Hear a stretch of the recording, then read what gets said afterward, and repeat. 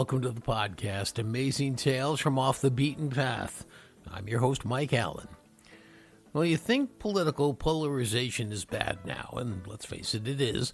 Back in the late 1800s, it got so bad in Hartford that a Democrat locked a Republican out of his office with a padlock, and the Republican just happened to be the governor. Well, the person who placed the padlock on the door was Democratic Comptroller Nicholas Staub. And here to tell us this unusual story is none other than the current Comptroller of Connecticut, Sean Scanlon. Now, Sean's going to be along in just a moment with this unbelievable political tale. This week's trivia question, it keeps you airborne for about 10 seconds, and in that time you travel as far as a football field. What is it? Stick around after the main program for the answer, then you'll know the topic for next week's show.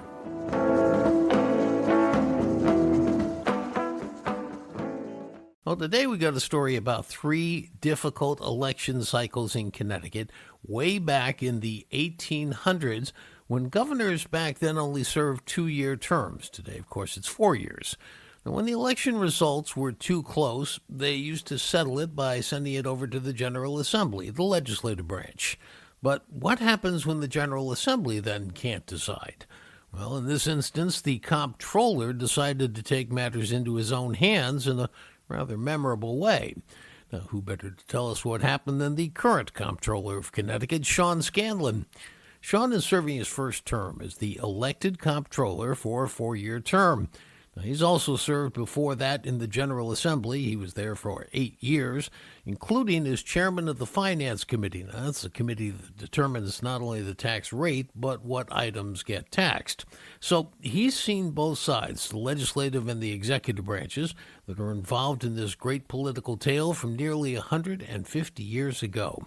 Yes, it was one of Sean's predecessors, Comptroller Nicholas Staub, who plays a major role in this story, along with the governor at the time, Morgan Bulkley.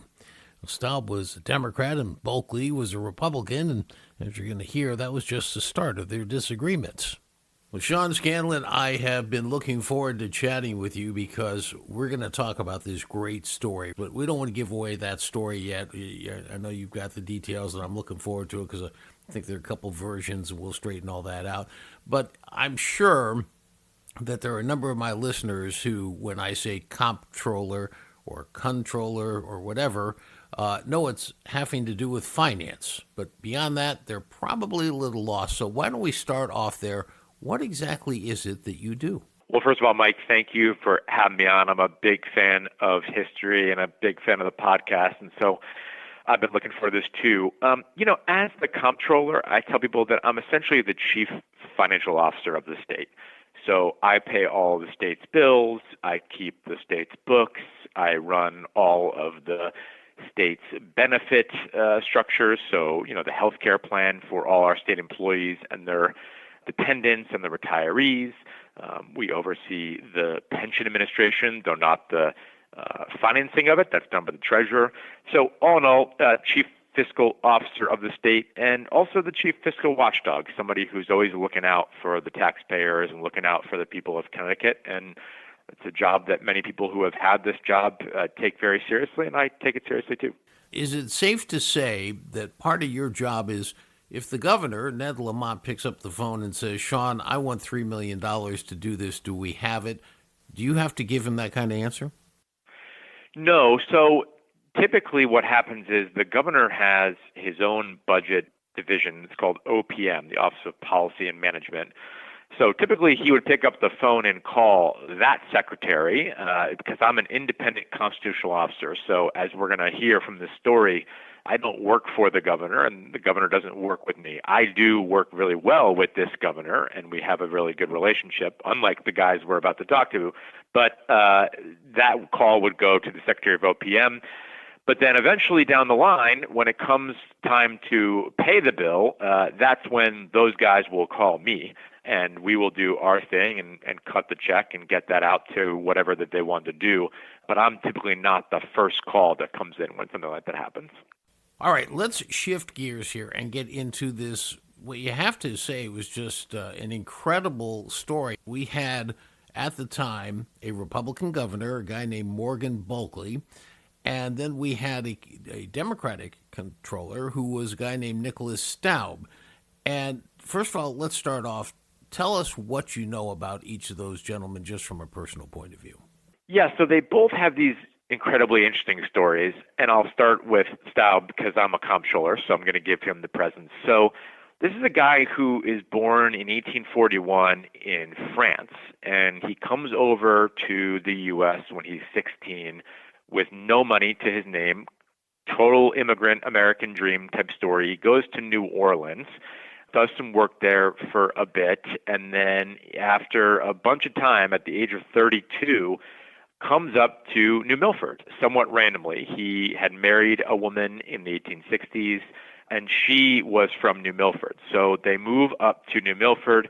He works for his father-in-law, who was a lawyer in New Milford, and opens up a hardware store that was very successful in New Milford.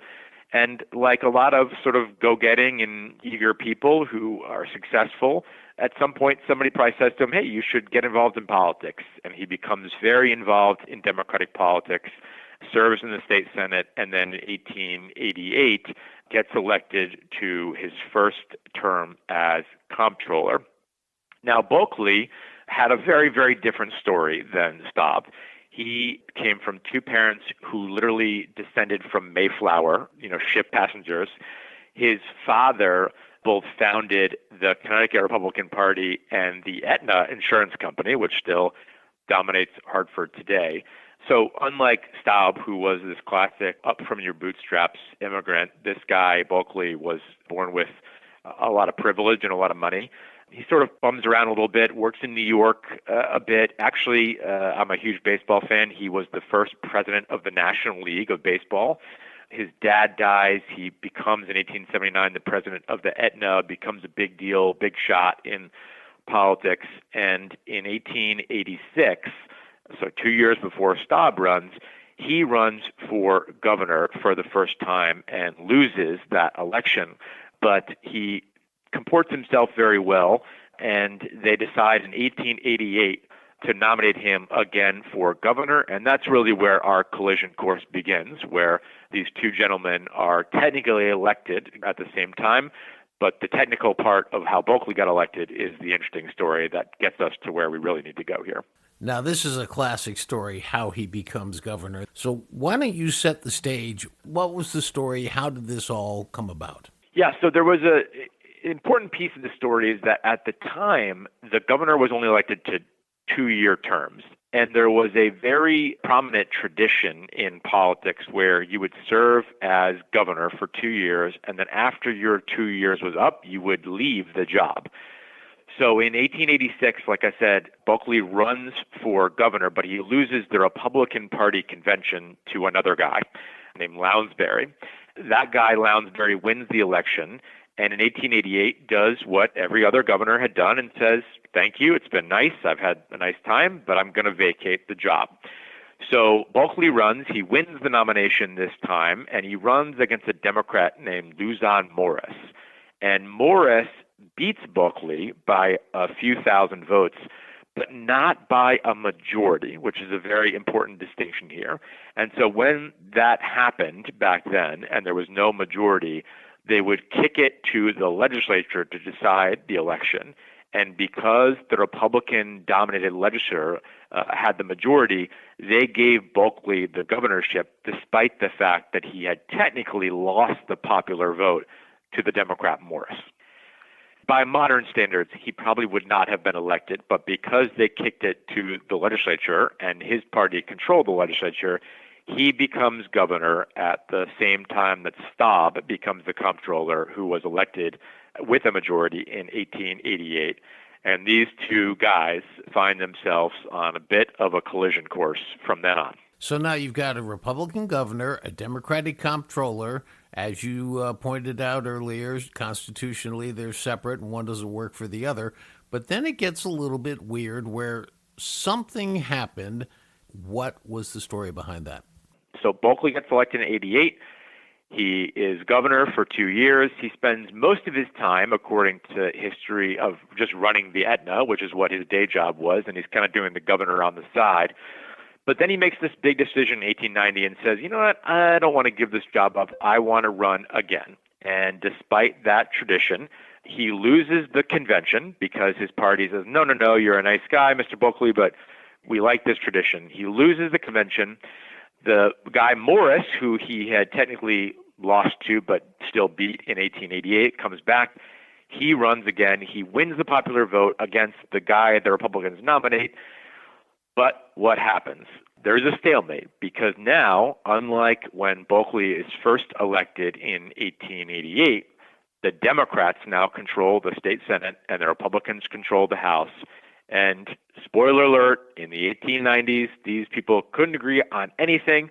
They start having this massive fight, and they can't figure out who to put as governor. So guess what happens? Bulkley stays.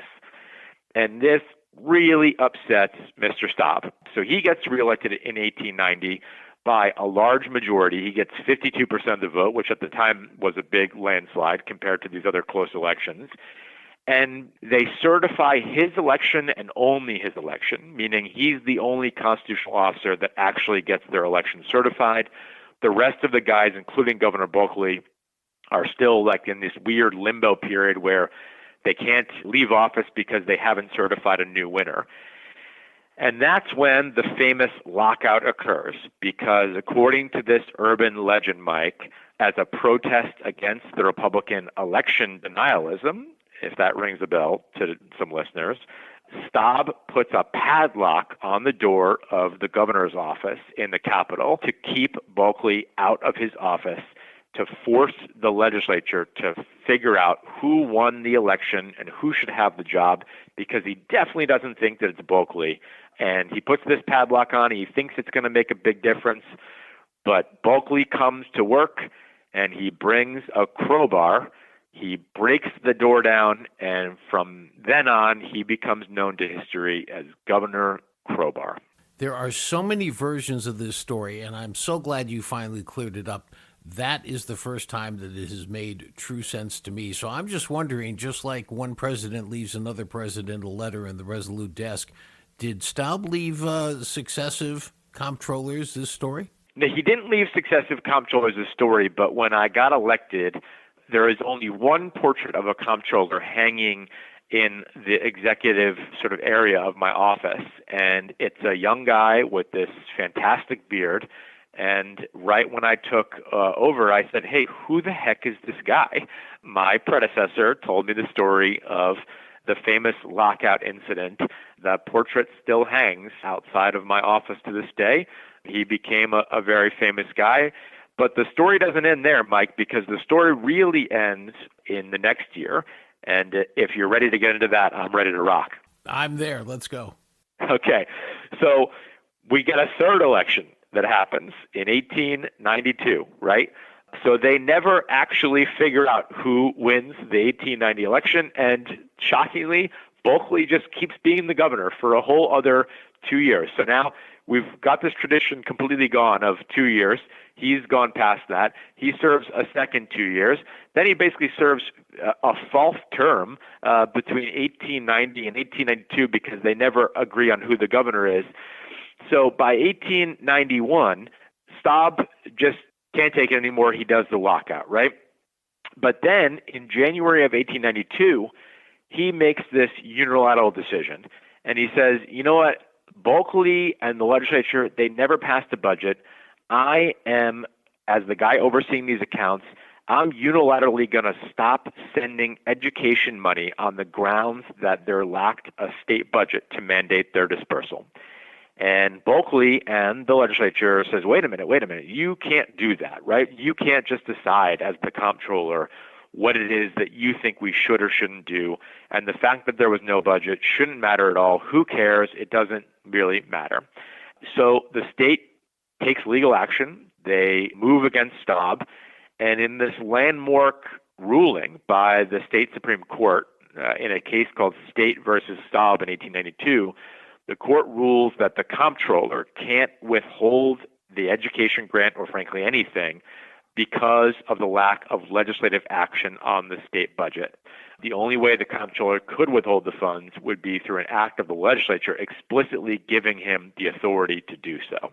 And so this precedent from 1892 still stands today. And it is something where, even if I got super frustrated about what the legislature and the governor had decided to do because of this 1892 ruling, I can't just decide what Sean Scanlon thinks is the right thing to do because of my friend Nicholas Staub and the precedent that Supreme Court case now has rendered. So when you come into work every day and you see that picture hanging up, I just got to imagine that things seem a lot calmer maybe today than they did back then, or is it still wild and woolly even today? Yeah, well, I guess that's a funny thing to think about, right? Because while we are living in some really interesting political times and people often feel like we're in this unprecedented moment of division, it is important to remember that history has been full of these moments and, in fact, much more divisive.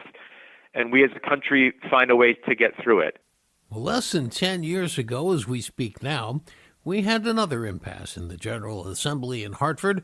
The year was 2017, and the General Assembly couldn't agree on the state budget. Sean Scanlon was front and center during this impasse, and instead of using padlocks, both sides actually sat down and talked to one another, and they decided to develop what are referred to today as fiscal guardrails to help with budget deliberations. Well, the result? 7 consecutive years of budget surpluses in Connecticut, and as of this recording, the state's rainy day fund has a surplus of $4 billion. That